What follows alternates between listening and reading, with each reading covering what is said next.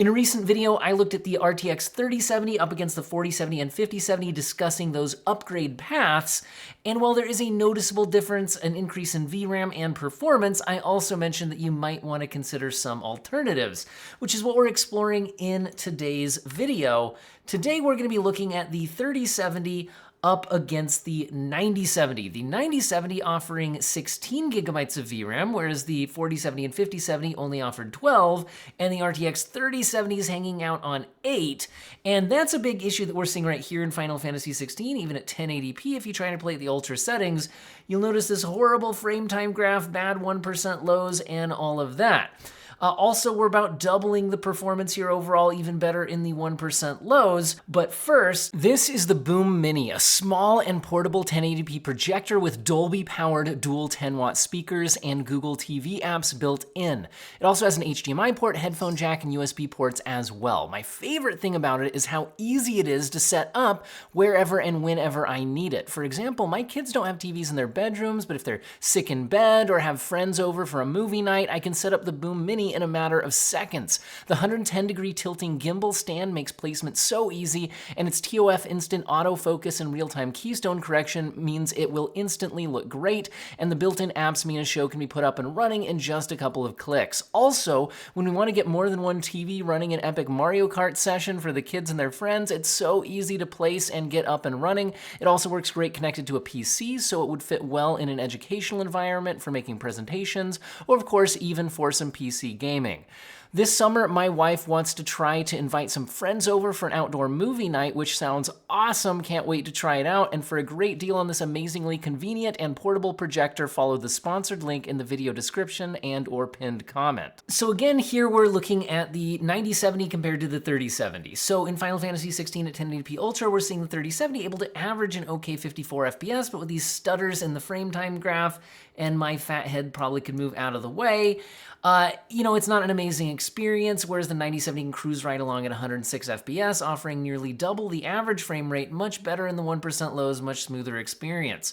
If we move up to 1440p Ultra, the 3070 can only hit 33 FPS. Its 1% lows are only at 15. There's still some spikes in the frame time graphs, whereas the 9070 again can cruise right along at 78 FPS, offering more than double the performance here and almost 4 times the 1% lows. And again, a big part of the issue that we're seeing in this particular test here is the 8 gigabytes of VRAM on that 3070, causing it all sorts of problems. Now, you can try to use DLSS or FSR to boost the performance, but that only goes so far if you're still spilling over into system memory, which is what we're seeing here on the 3070, where it can get up to 42 FPS now. The 1% lows are a bit better at 31, but the 9070 is at 102 FPS versus 42, right? It's a big difference here. Although there are some differences in the image quality between FSR and DLSS, here I'm using whichever version is built directly into the game, so in this case it's version 3 for both. In Horizon Forbidden West, we have at 1080p very high settings, which are the maximum settings in the game. Once again, some indication of spikes in the frame time graph on a consistent basis on the RTX 3070, indicating the 8 gigabytes of VRAM is once again an issue here, even at 1080p resolution.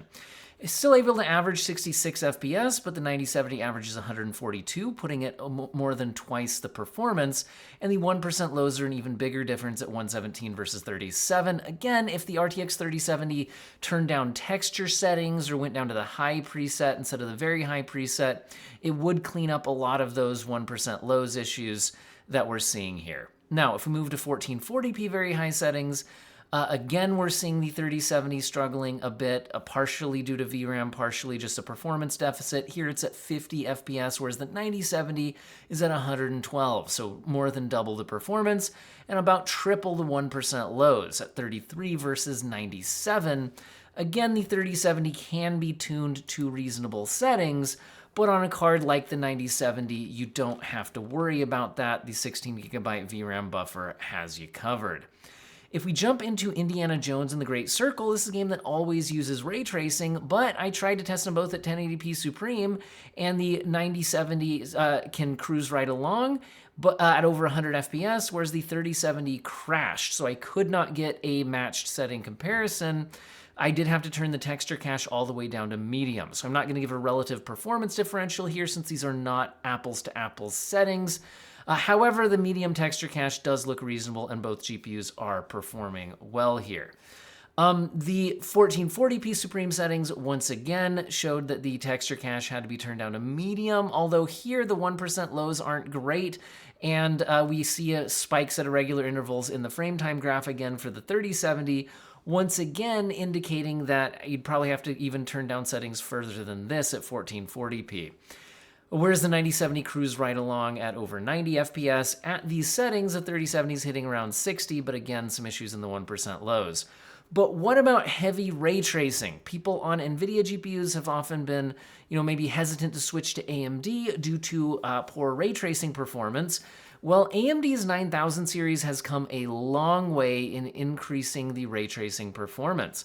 Now, we're not seeing the as large of a performance win here as we did in the non-RT tests, but the 9070 is winning by 53% at RT Ultra settings in Cyberpunk. This is 72 FPS versus 47, so I'd say this is the difference between very comfortable for a single-player game and borderline on whether you'd want to play at those settings or not on the 3070. Now, this is not RT Overdrive. We will test that as well, but first let's take a look at 1440p with RT Ultra. RT Ultra at 1440p is a bit too much for both GPUs. The 9070 averages about 45, which again, you can play single-player games in the 40 FPS range, but it's probably not the choice that most PC gamers are going to make. The 3070, though, is at 22 FPS, and I would just consider that an unplayable choice here. And notice that the performance lead for the 9070 has grown to more than double again. I think the 3070 is once again out of VRAM, and you can see that the 9070 is allocating and showing a per process usage above 8 gigabytes. So again, further evidence that the 3070's 8 gigabyte VRAM buffer is just not enough here. However, what about upscaling? So if we switch over to DLSS, the RTX 3070 does have access to a DLSS 4, and now I don't mean frame generation here, I mean the upscaling component, so the transformer model upscaler built directly into Cyberpunk here. And it looks quite good. At the quality settings, we're seeing the 3070 able to hit 49 FPS here, so kind of playable. You might need to go more aggressive to get an even more playable result, but it's certainly helping a lot here. Whereas the 9070 is able to hit 80 FPS, but it's using FSR 3, again, not frame generation, just the upscaler, because that's what's built into this game. I would say the upscaling, when you look at things like the fence line that comes into view here and the palm trees that'll be viewable in the distance, all sorts of things, I would say that the DLSS transformer model looks significantly better than FSR 3. Now, FSR 4 is a much closer competitor, but it's not directly integrated into this game. You can use mods like Optiscaler to get it into the game, though. But again, just for the sake of, I've got to call the limits on things at some point here. We're going with what's natively integrated into the games.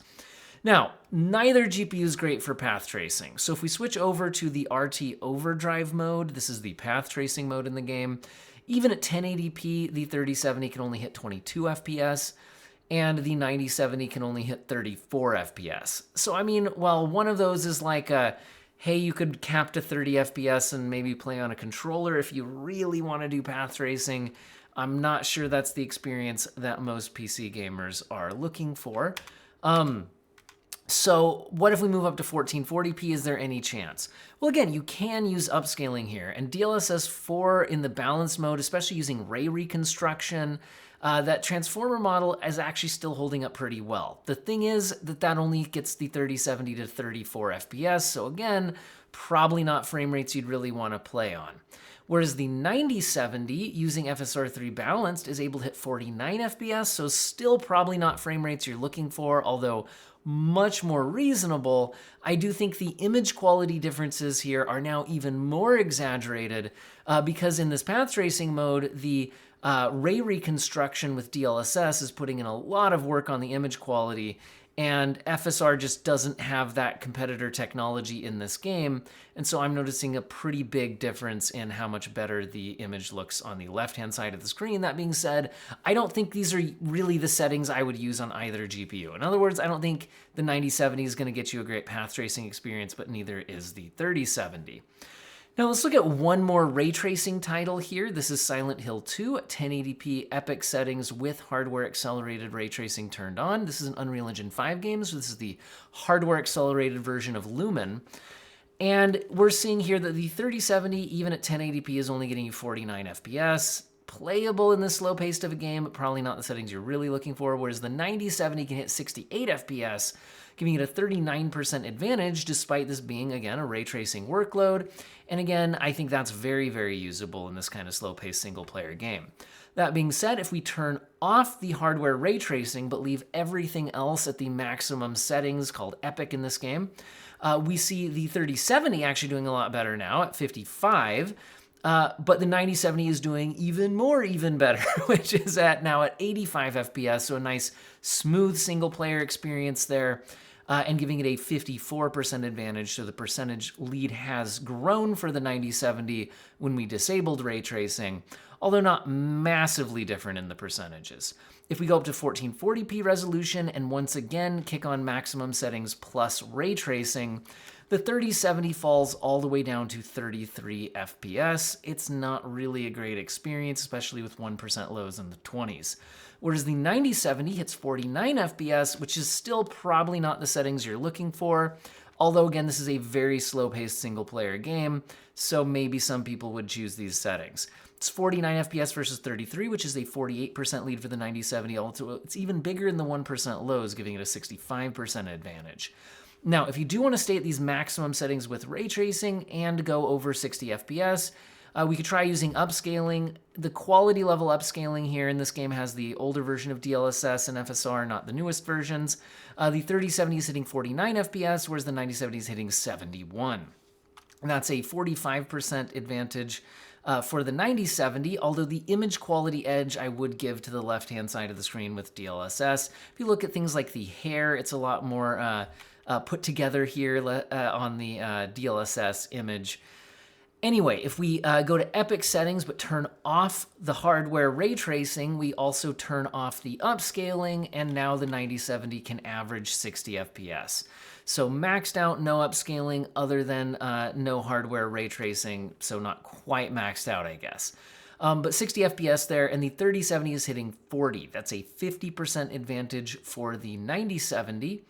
But again, you could choose to use upscaling. Unreal Engine 5 really does seem to be kind of designed around expecting you to use some amount of upscaling.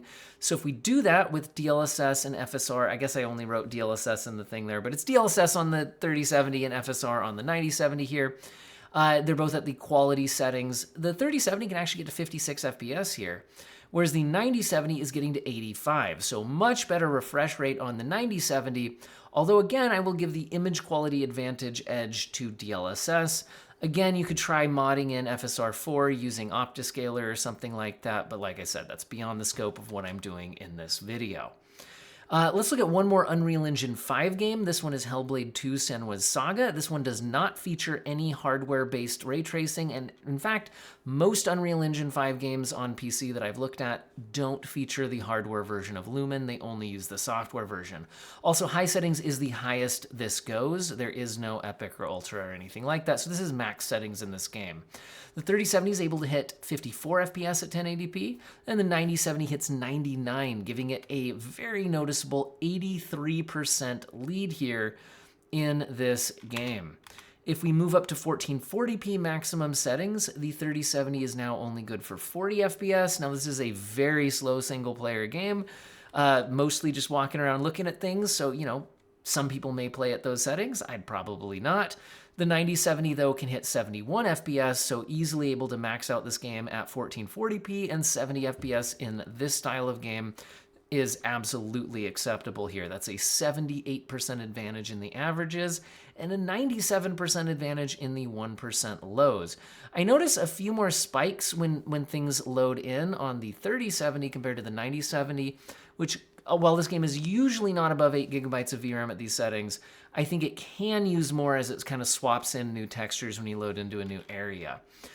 If we do end up using some upscaling, again, it looks like I only wrote DLSS in the caption, but it's DLSS and FSR. This is version 3 in both. This game has not been updated to 4 for either of them. And again, quality settings here.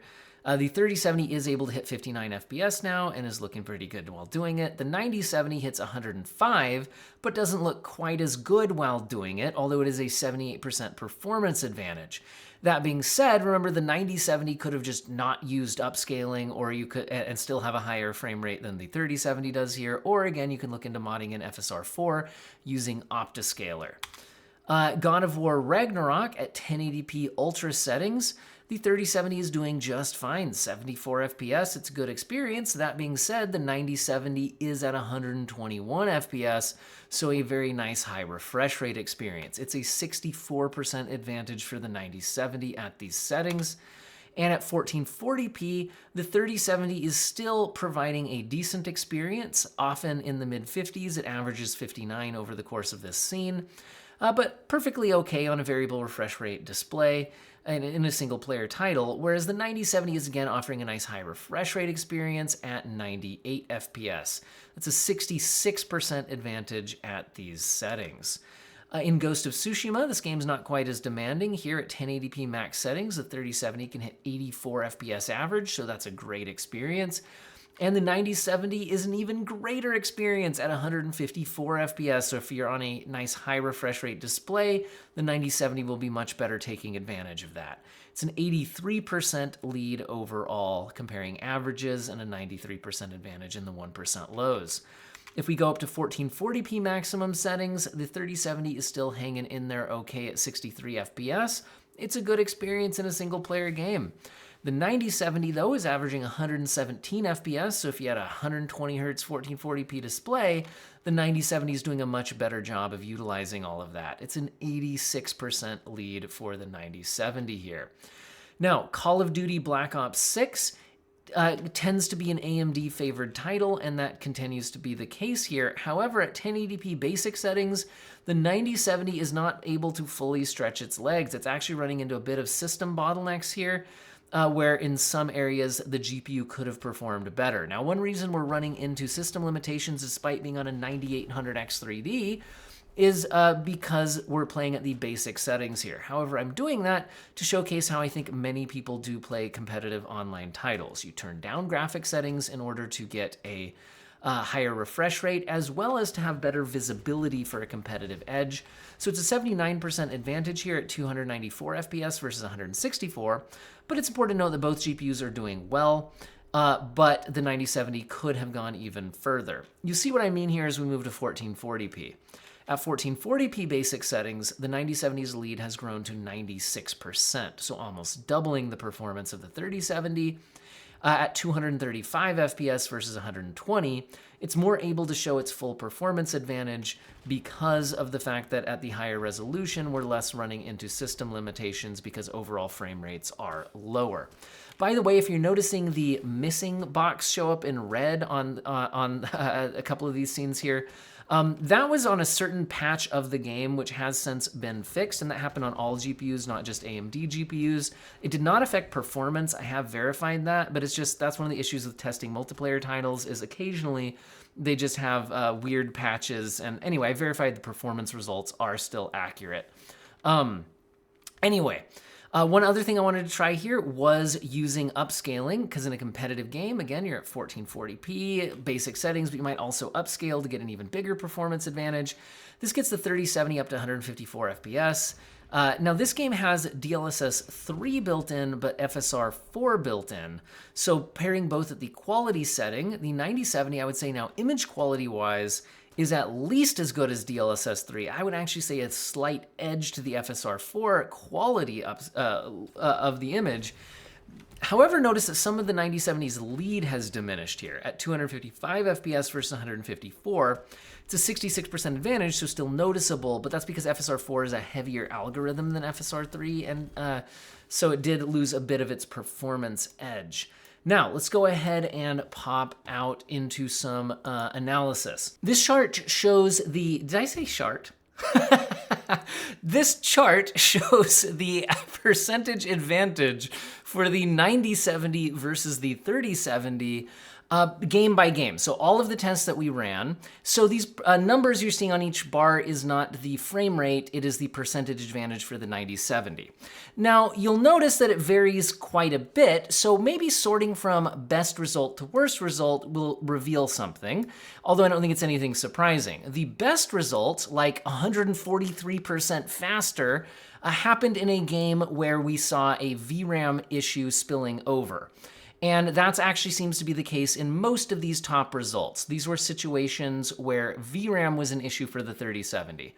Most of the lowest results, although they're still significant, a 39% advantage is still very noticeable, these are mostly in ray tracing tests, as well as just Silent Hill 2 in general, which seems to be a bit more of an NVIDIA favored title. And these are places where the 8 gigabytes of VRAM wasn't an issue. So now, one thing we could think about is the average of all of these results, and it's showing a 75% average 9070 advantage. So the 9070 is on average 75% faster than the 3070, although it is important to note that not all of that is based on raw performance. Again, some of the largest results were in VRAM limited situations on the 3070. So if you were always going to play at settings that were more appropriate to the RTX 3070, tuning graphic settings to stay within an 8 gigabyte VRAM buffer, then some of these largest advantages would shrink closer to the average, bringing down the overall average, I would guess more into the 60-something% range. But the thing is, when you're buying the 9070, you are getting that larger VRAM buffer. So that is part of what you're getting, which is very much nice to have. Now, because we're seeing some of the best results in the non-ray tracing titles and some of the lower results in the ray tracing titles, I think it could also make sense to sort by those separately. So if we look at no ray tracing, we can see that the 9070's percentage advantage average grows to 84%. Now, once again, that is also including some of those VRAM-related outliers, but in general, again, the lead for the 9070 is best when there's no ray tracing involved. Although, if we go ahead and look at just the ray tracing titles, it's still averaging 55% faster. Now, I will also mention that there's fewer ray tracing results on my chart here than I usually have, and that reason is Indiana Jones and the Great Circle is usually one of my ray tracing benchmarks. Well, I included them in the side-by-side, so if you want to see those results, you can go look at the side-by-side section. I timestamp everything. Remember that because the 3070 would literally just crash when trying to run at the same settings as the 9070, I'm not including a percentage difference in this video because, it wasn't quite apples to apples. Anyway, you could also call it infinitely better because it's crash versus not. But, anyway, so I'm just pointing that out. The point is, the 9070 is a noticeable upgrade for ray tracing at an over 50% average improvement, and it's an even more noticeable upgrade when you're not ray tracing. And again, if we look at all the results that averages everything out, it's a 75% advantage. So upgrading from a 3070 to a 9070 would indeed be a very noticeable performance advantage, more so than if you compared it to the 4070 or 5070 like I did in a recent previous video. That being said, the elephant in the room right now as of the time of recording, so if you're watching this video when it's new, is that the 9070 is currently sold out anywhere near its MSRP. So this card is supposed to be competing more in that $500 price range. However, the ones that are actually available sitting in stock right now are over $800. It's important to note, though, that doesn't mean that you can't buy new 9070s for closer to its MSRP. The issue is that if the ones that are sitting in stock are at this price, the ones that come in stock at MSRP sell out instantly and so are not currently available at that pricing. In the United States right now, there's all sorts of craziness happening with tariffs and whatnot, so it is very difficult to predict whether or not the 9070 will start to become available more regularly at its MSRP, or whether that's just out the window. So I will say that if you can get a 9070 somewhere near that $500 to $550 range, I think it's a really healthy upgrade from a 3070, which was also right there in that MSRP range. On the other hand, at around $800 plus, I don't find the 9070 particularly attractive. So I think this upgrade only makes sense if you're able to grab one of those stock drops that's kind of near MSRP. Now, there's also the 9070 XT, but I've found that while that's supposed to have just a small MSRP difference between the 9070 and the 9070 XT, in the actual sitting in stock market, the price gap is a lot larger, which is why I've chose to focus on the 9070 non-XT in this video. I might go ahead and do an XT version as well. I might also look at a 9070 versus 9070 XT straight head-to-head video as well. I do also have a head-to-head of the 5070 versus the 9070 and 9070 XT, so you can check that out for more details between those models that are all supposed to theoretically be at a similar MSRP point. Anyway, so that's what I've got for you guys in the comparisons here. Like I said, if the 9070 was actually near its MSRP, I think it's a very reasonable upgrade from the 3070. But at current pricing, you know, one thing to note is that the 3070 was hanging on there, and in the games where it was spilling over VRAM, just remember you can turn down graphic settings, especially textures and things like that that tend to be VRAM hogs.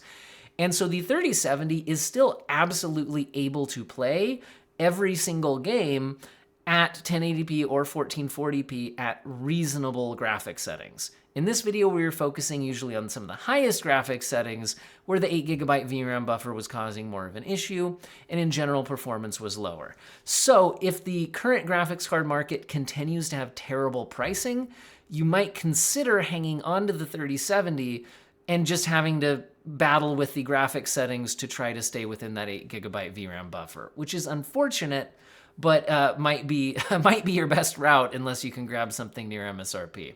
Hope you guys found the video useful and or interesting, and I hope all of you have an excellent day.